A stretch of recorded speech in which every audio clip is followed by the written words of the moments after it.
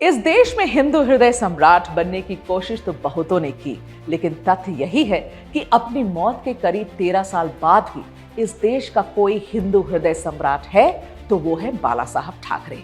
लेकिन उन्हीं की विरासत संभाल रहे उनके राजनीतिक उत्तराधिकारी और उनके बेटे उद्धव ठाकरे हिंदुत्व को लेकर इस कदर कंफ्यूज्ड हैं कि वो ना तो हिंदुत्व के झंडा बरदार हो पा रहे हैं और ना ही हिंदुत्व की मुखालफत कर पा रहे हैं।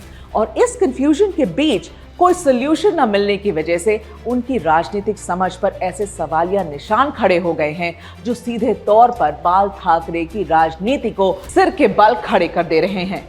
नमस्कार, मैं हूं मेघा प्रसाद और आप देख रहे हैं एबीपी लाइव।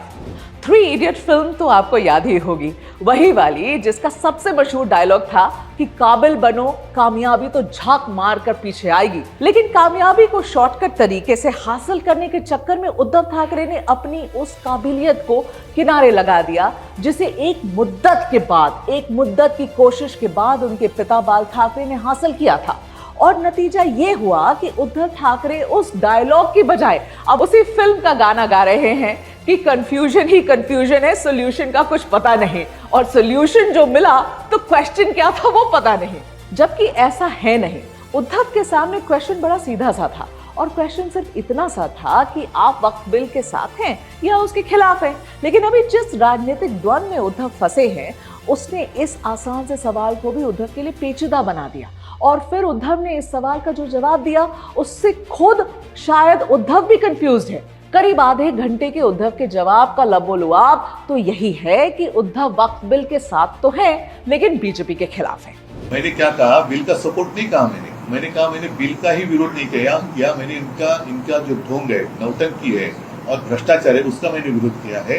लेकिन उसमें जरूर कुछ अच्छी चीजें है, लेकिन और हमारी या अन्य पक्षों की सूचनाएं ले लेते तो इतने विवाद करने की आवश्यकता ना होती। और ये ऐसा जवाब है जो किसी आउट ऑफ सिलेबस सवाल का लिखा जाता हो।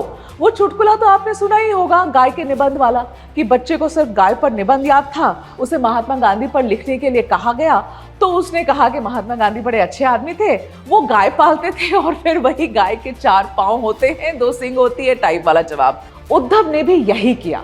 वो बीजेपी के विरोधी हैं, उन्हें इतना पता है कि मुद्दा चाहे जो भी हो, लेकिन बीजेपी विरोध में वो वक्फ बिल के विरोधी हो गए, इससे वो हिंदुत्व के भी विरोधी हो गए, चाहे वो सफाई में जो भी कहें। उनसे स्मार्ट तो शरद पवार निकले, जिन्होंने अपने सांसदों को तो बिल का विरोध करने के लिए सदन में भेज दिया पर खुद नहीं गए। साथ में उनके ही सांसद सुरेश मात्रे भी नहीं गए, और वो भी तब जब सुरेश वक्फ बिल के लिए बनाई गई जेपीसी का हिस्सा भी थे।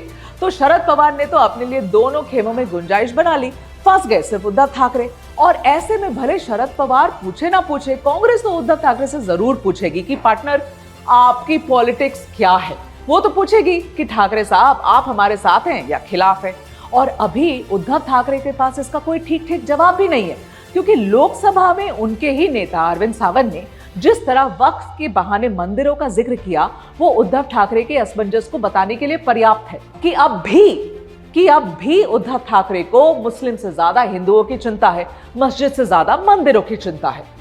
आप एक तरफ कह रहे हो कॉमन सिविल की कोड की बात करते हो, और जब दूसरी तरफ यहाँ 2 मुस्लिम गैर मुस्लिम हमारे वक्फ बोर्ड पे ला रहे हो, मुझे डर लगता है कि हमारे हिंदुओं के मंदिरों में भी कल गैर हिंदू अबर लाना चाहोगे। उन्होंने अभी उदाहरण बताया मंदिर का, याद रखना शिवसेना उसके खिलाफ खड़ी रहेगी। अगर हमारे मंदिर में कभी आपने सोचा भी कि किसी गैर हिंदू को उस मंदिर के बोर्ड पे लाने की कोशिश भी करोगे तो याद रखना हम उसे विरोध करेंगे। लेकिन उद्धव ठाकरे के विरोधी एकनाथ शिंदे किसी भी असमंजस में नहीं है, उनका एजेंडा क्लियर है। तभी तो एकनाथ शिंदे के बेटे श्रीकांत शिंदे ने साफ साफ कहा कि अगर बाल ठाकरे होते तो उद्धव ऐसा नहीं करते। बहुत ही शॉकिंग था कि अरे वक्त पे ही बोल रहा हूँ बाबा, इधर देखिए, इधर सामने, मुझे इनसे आपसे बात कर रहा हूँ, सामने देखिए, इनसे मुझे यूबीटी वालों से प्रश्न पूछना है। अपनी अंतरात्मा से इनको प्रश्न पूछना चाहिए कि बाला साहब आज होते तो ये क्या आज ये भाषण कर पाते यहाँ पर। ये तो बात लोकसभा की थी। राज्यसभा में भी ऐसे ही कंफ्यूजन देखने को मिला जब एनसीपी नेता प्रफुल्ल पटेल ने संजय राउत को कह दिया कि इन्हें तो बाबरी मस्जिद गिराने का अभिमान था। अभी जो हमारे मित्र यहां से अभी बोलकर गए, उनके नेता कहते थे कि बाबरी मस्जिद अगर किसी ने गिराई है तो मेरे शिव सैनिकों ने गिराई।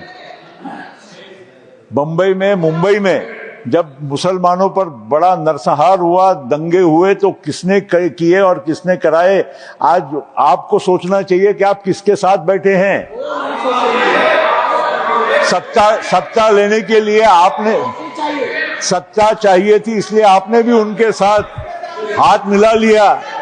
तब आपको भारत का संविधान, तब भारत के हमारे मुसलमान भाइयों का, गरीबों का, तब आपको विचार नहीं आया।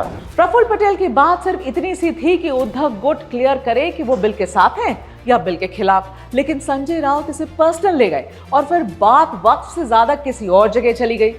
मुसलमानों की इतनी चिंता बैरिस्टर जिन्ना भी नहीं करते थे। बैरिस्टर मोहम्मद अली जिन्ना ने भी कभी इतनी चिंता मुसलमानों की नहीं की थी, वो आप कल से कर रहे हो।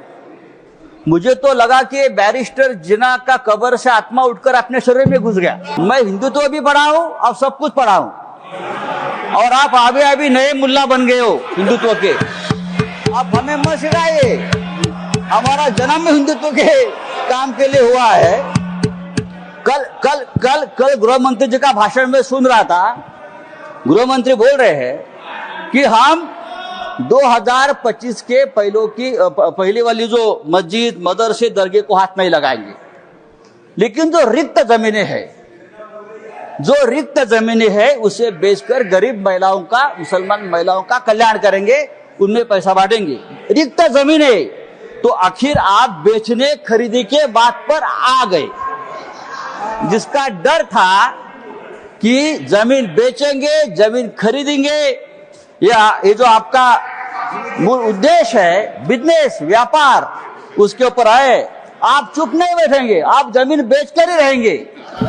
लेकिन अभी जब महाराष्ट्र में स्थानीय निकाय चुनाव होने वाले हैं, बीएमसी का चुनाव होना है, तो अपने टारगेट वोटर को लेकर कंफ्यूज्ड उद्धव कोई और भी बड़ी गलती न कर दे, उसका बड़ा खामियाजा न भुगतना पड़े उन्हें, इसका अंदेशा उनको खुद भी है और उनके पार्टी के नेताओं को भी। बीजेपी के उठाए ये मुद्दे उद्धव से अभी और भी बड़ी गलती करवा सकते हैं।